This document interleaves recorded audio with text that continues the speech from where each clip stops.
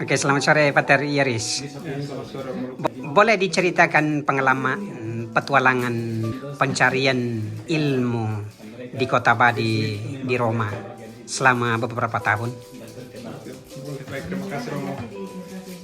Jadi saya di Kota Badi untuk program studi saya itu ya lebih kurang 6 tahun karena saya harus menyelesaikan S2 lisensiat sekaligus dengan program S3 doktoral. Saya tiba di Kota Roma itu pada tanggal 19 Juni 2018. Lalu lebih kurang 3 bulan, dari bulan Juli sampai dengan September saya belajar bahasa Italia. Kemudian bulan Oktober pada tahun yang sama, itu saya mulai dengan studi secara formal, studi lisensiat S2 di Accademia Fonsiana yang beraliansi dengan Universitas Lateran. Dan tepat 2 tahun, pada tahun 2020, saya menyelesaikan program S2 dan waktu bertepat dengan COVID, jadi saya tidak bisa pulang ke Indonesia dan pimpinan saya, provinsial saya meminta untuk sebaiknya lanjut dengan program S3. Akhirnya langsung pada tahun 2020 saya mulai dengan program S3. Ya, jadi lebih kurang 2 tahun saya mempersiapkan argumen saya karena kebetulan kami juga diminta untuk membuat atau belajar lagi bahasa tambahan, jadi pas itu untuk standar doktoral saya ambil lagi bahasa Spanyol selain bahasa Inggris, bahasa Italia yang sudah saya ketahui, saya belajar lagi bahasa Spanyol, bahasa ketiga untuk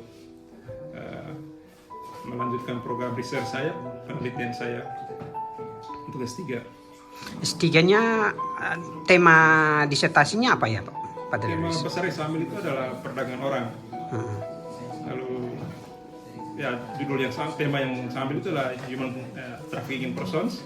Lalu judul spesifiknya itu adalah trafficking in persons, #2, juridika, politika, and moral study. Lalu dalam bahasa sederhananya bahasa Indonesia itu adalah perdagangan orang, #2, sebuah studi hukum, politik, dan moral. Boleh dijelaskan sedikit secara singkat tema disertasinya? Ya, dari judul saja kita bisa tahu ya, di sana ada 3 aspek yang saya angkat: aspek yuridis, aspek hukum, aspek politik, lalu aspek moral. Jadi 2 aspek pertama saya satukan, aspek yuridis dan politik saya satukan dengan didasarkan pada protokol perdagangan orang yang disahkan di Palermo pada tahun 2000. Kemudian aspek moral itu ya saya berdasarkan pada hubungannya adalah bahwa saya menemukan aspek moral yang tersirat di dalam aspek yuridis dan politik dari protokol perdagangan orang dengan bantuan ajaran sosial gereja. Yang mau saya sorot dari beras ajaran sosial gereja itu ya ada 3 hal pokok ya. Itu berkaitan dengan kerentanan yang membuat orang bermigrasi, dalam hal ini masalah ekonomi ya, kemiskinan itu yang membuat orang mengalami khusus bermigrasi, dan saat itulah para perkulit manfaat situasi untuk memperdagangkan. Lalu yang kedua, aspek yang kedua itu adalah aspek keadilan. Kira-kira bentuk keadilan macam apa yang bisa ketemu ke dalam situasi yang bersangkutan. Kira-kira saat pulang ke Indonesia nanti dengan ilmu yang sudah didapatkan, apa yang akan Pater tawarkan kepada baik gereja maupun kepada pemerintah? Ya, untuk saat ini ya saya belum tahu persis apa yang akan saya lakukan di Indonesia ya, karena nanti saya harus kembali dulu ke rumah provinsialat saya di Sumba NTT. Lalu di sana nanti baru saya tahu kira-kira apakah saya harus mengajar, apakah di formasi kami atau universitas, itu belum tahu persis. Tapi ya seandainya kalau saya mengajar di universitas ya paling tidak ya saya mengajar tentang itu bidang moral, karena bidang fisik saya di situ, teologi moral. Saya dengar nanti akan mengajar juga di Filipina, apakah benar? Ya, saya belum tahu persis, tapi kalau seandainya saya diminta untuk mengajar di sana ya itu ya kebutuhan kongregasi. Okay. Pesan dan kesan selama belajar di sini, selama perjumpaan dengan sesama perantau negara Indonesia di Kota Badi. Ya, namanya belajar itu sesuatu yang sulit ya, Romo, tidak gampang. Kita belajar dalam bahasa Indonesia di negara kita saja sudah setengah mati. Apalagi kita harus keluar dari negara kita lalu belajar dalam bahasa yang berbeda. Dalam hal ini bahasa Italia, bahasa resmi ofisial yang kita pakai di sini ya untuk kuliah segala macam. Ya, namanya stres itu ya wajar. Dimana kita harus duduk di kamar dari medan karya di Indonesia, bertemu dengan umat, karya-karya pastoral kita, lalu sekarang kita harus merubah situasi seperti itu. Hanya di kamar, ada buku, ada komputer, ada majalah atau koran-koran, dokumen-dokumen, harus belajar minimal ya. sampai 7 jam, 8 jam itu harus di kamar untuk belajar. Apalagi program doktoral. Itu menyita waktu betul. Bahkan tidur pun hampir tidak bisa karena pikiran soal besok apa yang harus saya tulis, apa yang harus saya bahas lagi, buku mana yang harus ambil, buku mana yang harus saya baca. Ya, gitu. Khusus saat melakukan penelitian terhadap materi doktoratnya, apakah pernah mengalami pergulatan? Ya, tentu saja pergulatan luar biasa. Karena standar untuk program doktoral itu ya 250 halaman minimal. Minimal 250. Dan itu yang setengah mati karena tidak ada ide.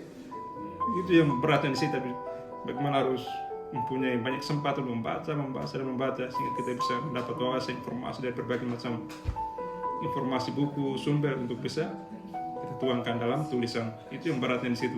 Lalu kita harus tahu bahwa tulis dalam bahasa asing tidak gampang. Pelajaran apa yang didapatkan selama belajar di sini? Ya, pelajaran yang paling utama itu adalah ketekunan ya. Ketekunan dan juga kerendahan hati, keterbukaan untuk menerima masukan, khususnya para profesor yang mendampingi saya, moderator. Kadang-kadang ya kita pikir bahwa kita sudah perfect, tetapi ketika kita menerima mereka punya masukan, koreksi, di situ baru kita tahu bahwa ternyata kita cuma ya cukup saja pengetahuan kita. Pengetahuan mereka begitu luas lalu. Dan itulah keterbukaan. Lalu yang kedua ketekunan. Yang paling terakhir itu iman terus kuat. Bahwa sebagai manusia itu karena kemampuan kita terbatas, tetapi dengan bantuan ilahi ya kita bisa menyelesaikan. Dan itu yang saya alami. Semua kesulitan tantangan bisa habis itu karena itu. Saya itu kadang-kadang harus duduk depan Sakral Rumah Kudus, di depan gambar Maria Bunasul Menolong, ya ikon kami itu ya, yang keramat itu, ya untuk bisa persembahkan semuanya. Saya sebagai manusia ini kemampuan saya, tapi ya pada akhirnya Tuhan sendiri yang memberikan motivasi kekuatan untuk bisa melanjutkan studi itu. Terima kasih banyak Pak Ter atas kesempatan, atas sharingnya.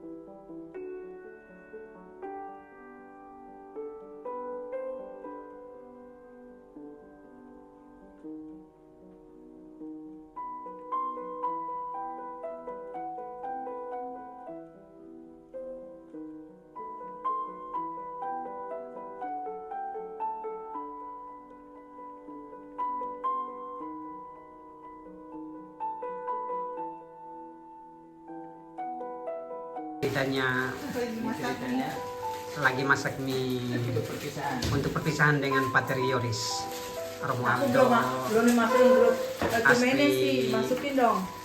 mereka Jadi dua nggak tahu sementara infonya. mempersiapkan Taunya mie, KKI. mie goreng itu ya, Iya. mie goreng makanan Direbus ya? Direbus. santapan perpisahan untuk para perantau di kota Bali. Kalau orang cari daging babi, kita cari mie goreng. Perpisahan tidak perlu harus daging babi. Wow, luar biasa. Mie goreng cukup. Sederhana itu indah ya. Karena yang kita cari makan.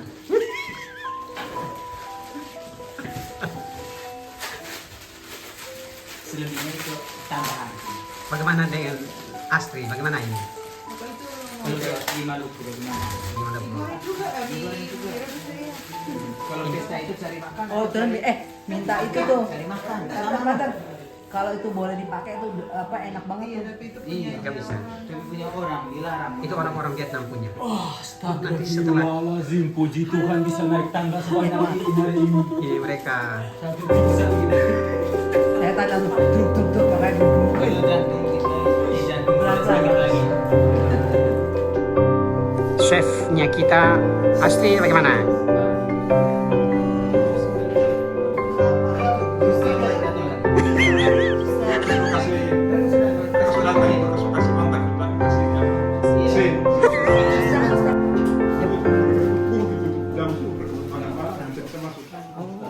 Dulu udah masih ngatur kan.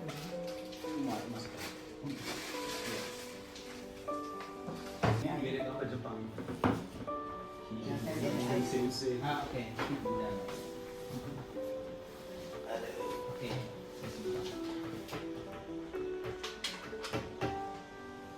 Yang berbahagia. Berbahagia atau berbahaya?